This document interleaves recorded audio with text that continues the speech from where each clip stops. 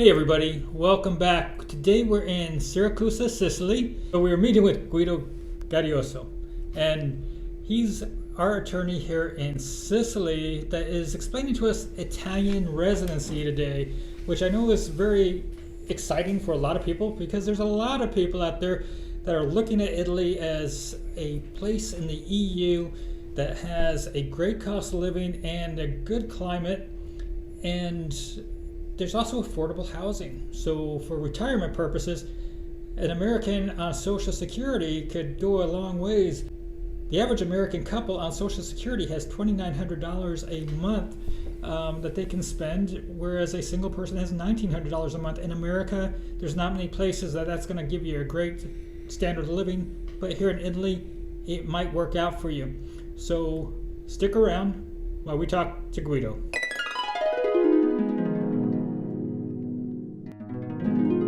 Hey Guido, so you understand there's a lot of Americans and Canadians, Australians, people all over the world that look at Italy as a place that they'd like to live. I mean, it's charming, you got great wine, you got northern Italy where you got the mountains, you got southern Italy where you've got the warm weather in the winter. We're here in the winter. I'm sorry, I'm wearing a sweater. It's misleading, but normally in Fahrenheit we've been in the mid 60s, low 60s every day, which is approximately in the upper teens in Celsius. So it's been no clouds, no rain, no, not so much. And we have to mention the food. The food, yes, the food is outstanding.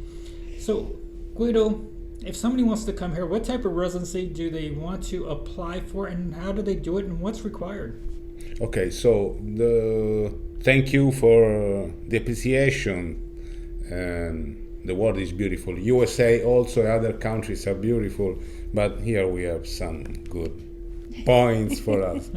I think the best to do, because I understand the audience, your main audience is to talk about the visa or the permit. Let me remind the English word, the elective residency. The elective residency permit or visa, because there are other different kind of permesso di soggiorno, permit to stay in Italy for workers, for students, but there are different requirements. So maybe, if I understood well, we should focus on the... Yes. The elective. And to be clear, when I did talk about retirement earlier, if you wanted to live here under the elective, there's not an age bracket per se for these rules. And if you have questions on the permits that we don't talk about today, shoot an email to me and I will forward you over to Guido so he can get with you to tell you what's required. So send me an email to warrenjulietravel@gmail.com. Oh, sorry, Guido, go ahead. Okay.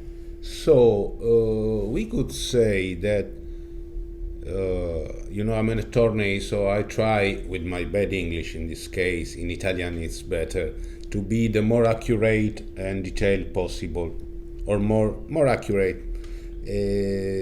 What I mean is the elective residency permit is good for not only for people in retirement. I mean, is possible by the law for people having money to stay here without working. Mm-hmm.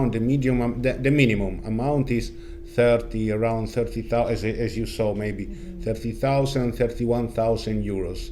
It's not provided by law, but of course it's the amount at the consulate or here in the public offices in Italy they consider good as one of the main requirements. So it's 31,000 euro per year for one person, and if you're adding a second person, I think it was. You must add 20%. Okay. If it's your husband or your wife living with you, of course, we say convivente. Anyway, the couple. This amount must be increased in 20%. So about 37,000 euro for a married couple. Let's say year. so, 37, and 5% if you have children, for each child. Okay, so if you're bringing children, then you can there's understand additional- why. yes. I mean, you have to prove that, okay, I can live here without working and without looking for money in any way in Italy, because I have my retirement, the money from retirement or from other sources, from investments, rental fees. Rental is it right? income. So rental Rent income income. and investments like stock dividends will qualify. Yes, right.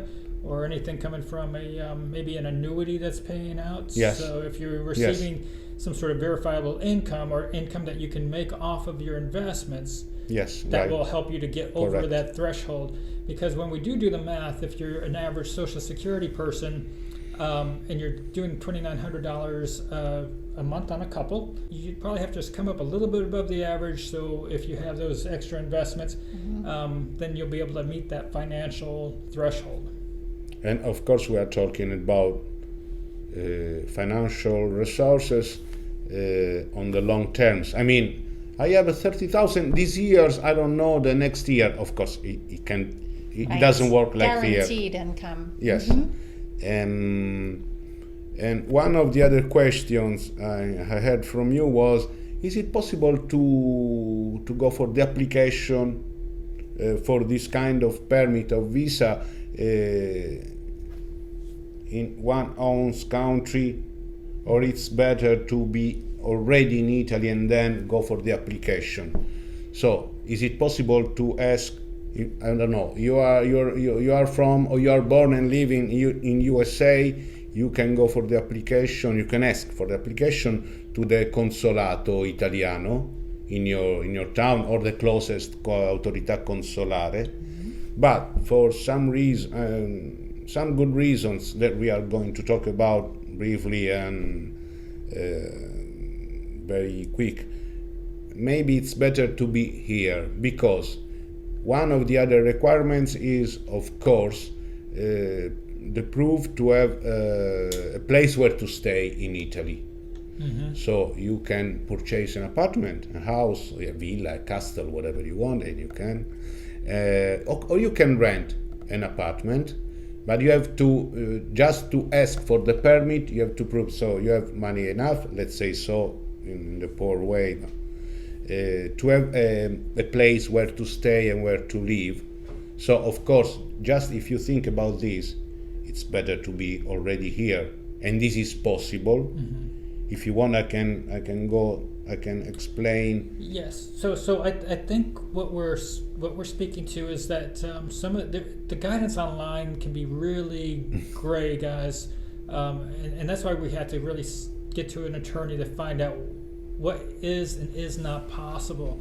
So there's the requirement for a visa D for a long-term stay in Italy, but you don't necessarily have to start the process in the States. You may be able to do it if you're already in Europe at an EU consulate in another country. So potentially you can go to whether it's Croatia or Montenegro or somewhere else to the consulate and be able to use it while you're overseas. So you don't necessarily have to go back to America. Am I correct on that? You can use an EU consulate? Yes. You can do also from another country, going to the Italian consulate, of course, with all the paperwork and the documents proving and requested. Of course, you need a valid passport. Yes, and 2 blank pages in your passport. And the 2 blank pages in your passport. That might be hard for Julie and I. We pass so many borders. I was just looking of at course, that thinking you are could very be, good travelers.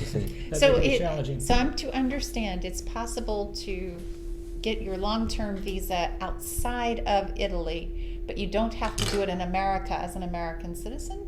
The best is to start in your country.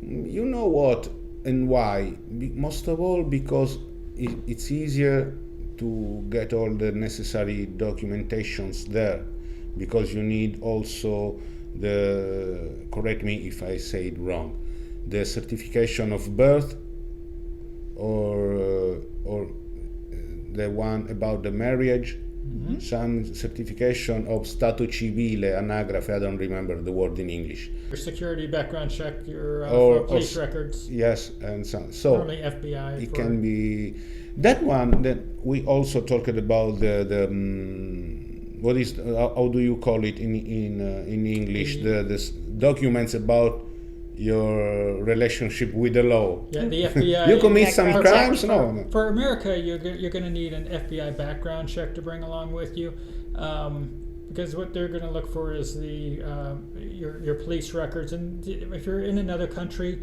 it will be a different entity to provide you with a background check to show that you're a good person and not a criminal. This is not always required. Sorry. Some consulate, I know that some consulate ask for this, but if you apply here in Italy, this is not asked. Okay. They don't ask. I mean, because you go, we are going to say it, but during the application, you go to the local police office, the questura is the name in Italian. They can check if you have issues with the law, crimes. So they'll contact your country. Yes, they don't usually ask. Sometimes some of the most careful, or I don't know what, authority in office in consulate, they could ask for this. Okay. But it's not always. So just consider, but not always. Don't commit crimes, so everything is fine in this case. So I could say, as a suggestion, coming from USA, you can come in, you have your project, your idea to stay here for a long term, to stay in Italy, I mean for a long term. You can come in Italy, you have entering in Europe, in Unione Europea, you have 90 days to stay here without asking any other thing that the stamp on your passport with the date of your incoming. Yes. And from the date, those days, you have 90 days. Once you are here, if you have this idea, you can look. First of all, you have to look for the house. In the first, once you are here, so you arrive in Rome, I don't know, you enter in Europe anyway.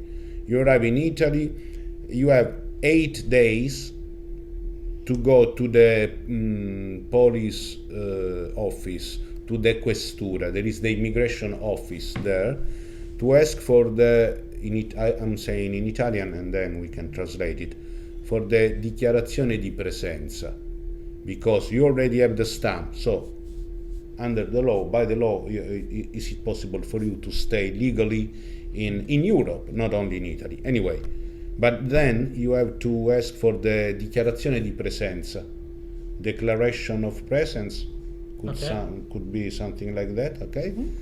It's just one page where you declare that you came in Italy or in Schengen in these days, so they know you are, and you have, of course, you have always to carry with you this document. In any case, you can show, I'm here legally because I was in Italy or in Europe since this day, so I have 90 days and blah, blah, blah. And as I understand, that 8 days is very strict. So if they show up at 9 days or 10 days, you're too late. So they have to come here with that intent in mind, not that they're going to think about it for a couple weeks because they need that. Yes, this is the main things to consider. So in the Schengen, you have to not use your Schengen time outside of Italy. You need your full 90 days for Italy. Sorry, it seems like a smart thing to do. If there is any imprevisto, and something that you, oh my God, is more than 8 days since I'm in Europe, and I have the stamp on the passport, let me tell you, if this is the case, but just final extreme ratio. You can go to the questura and say, well, but don't show the passport and say, I'm in Italy since 3 days ago. Okay. Because of course you arrived in Zurich and then you traveled, I don't know, by train. So who can tell Yes. when you arrived in Italy? Okay, Just a little advice. Okay, that's a good point. Not 'cause so good, but if there is any problem, you can consider this. Okay, good. I misread the situation there, so I'm glad you clarified that. Once you have done this, you have these 90 days. You can look for the place where to stay or to purchase, to rent. Maybe in the first days, I think in the first months, I think you can rent. I don't know. An apartment or something. Just for our viewers to understand, Julie and I are going to do a video in maybe another week or two that will be released, and it will give you a company that we're looking at presenting to you guys as an option to get long-term rentals online, similar to like an Airbnb, but it's not Airbnb, and it counts as a rental, and it's long-term housing, and it could be for 90 days or 1 month or up to a year, and that will help you to qualify for a visa. If for some reason you need to line up your housing and you have an idea of where you want to be, there might be an option through this platform that we'll be doing a video on, so look for it. This also it's true also regarding or about your health assistance so your medical insurance. That's another great point, because I think there is something missing usually in the in the informations you can find online. Yeah, so Julie and I, we do use international health insurance, and if you are looking for international health insurance, I'm actually an agent from the States, so send me an email at warrenjulietravel@gmail.com. You don't have to be American, and we can help you to get information for international medical insurance, and it is good for visas. We use the global program, $1 million worth of coverage, $2,500 deductible, and it's about $240 a month right now that we spend on that, so US dollars. So if you are looking for that coverage, I believe the minimum you need to have in Italy is a $30,000 policy, so Euros. it should, or 30,000 euros, so it should exceed your needs. And there's a visa declaration that goes along with the global program that we utilize. So I look forward to hearing from you if you're looking at coming to Italy, needing that temporary insurance till you can qualify for the Italian program at some point potentially. That was where I wanted to go. Okay. Because of course what you said is the best. Most of all because before your incoming you must have a good health insurance as the one you are going to talk about, the people, the one you mentioned. Is it possible for you also to ask for registration to the Servizio Sanitario Nazionale Italiano? It's the health public system in Italy, one of the best in the world, because it's free.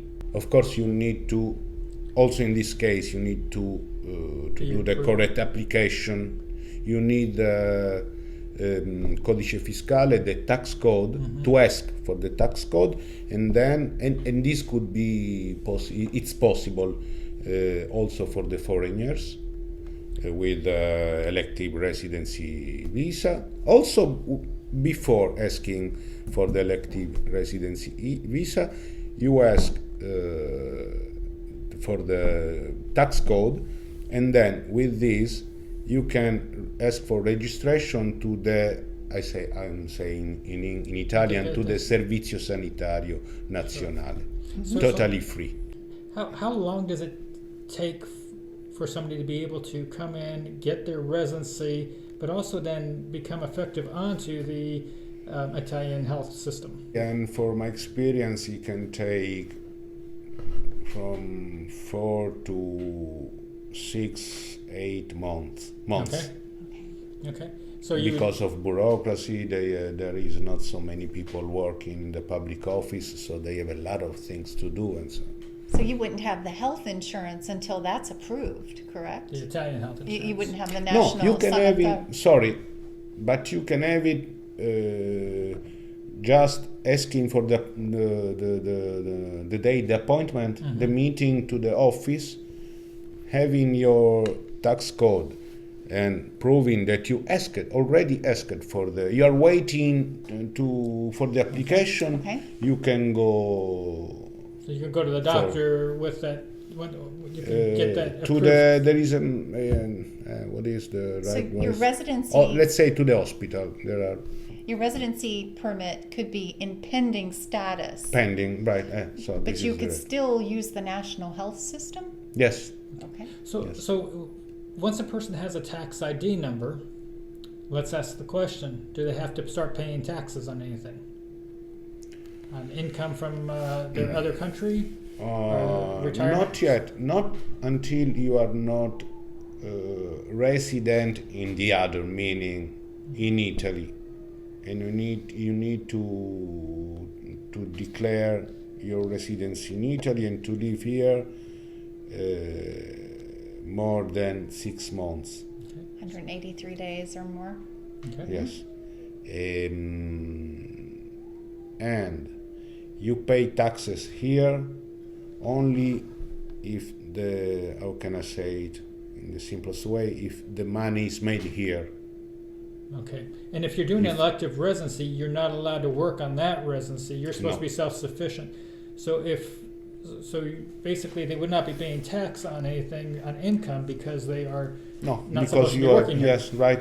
This is so it's totally correct. So their income coming from another country is not going to be taxed at 30% or something. No, because you're already paying taxes in your country Okay. for the investments, for the profits, for the retirement incomes, and I think in USA there is too, but that's for sure. In Italy, in our Carta Costituzionale, so the main rules overall, there is it's totally forbidden the so-called doppia imposizione. You cannot pay taxes twice for the same source of money. That's So great. if you pay taxes in your country, you don't pay taxes So it's the on the same incoming. double taxation treaty then. Yes, right. Uh-huh. Double taxation. Okay. So that's good news. So nobody's expecting to have to lose a chunk of their Social Security income when they're coming, or their retirement income when they're coming into Italy. That means you have that money to spend into the economy. That's been really good news on a lot of this. Now we're going to be heading over to Musamelli here soon to look at homes that are for sale for €1 here in Sicily. We don't know what we're walking into yet, so look for that video. But if somebody's buying real estate, and are you able to help them with legal services? And what do you recommend when somebody's looking to buy real estate here in Italy? So if people are coming to have their dream retirement here, instead of renting, they want to come and buy a house, should they work with you as an attorney to safeguard this process? I have now, just 3 days ago, anyway, I have some clients coming from USA and from Canada too. Anyway, from foreign countries that asked for my assistance in purchasing house, selling houses for €1 in these very small towns like in Sicily. It was an idea by the government to increase the population, to stimulate the offer, the purchase. Sorry, but for this about this, it can be very interesting, but you must be very careful about the rules. But because sometimes there are anytime there are also obligations. Yes. Yep. You must live here. You must restore all the building. You have 20 years to do this and that, and then and must be well informed.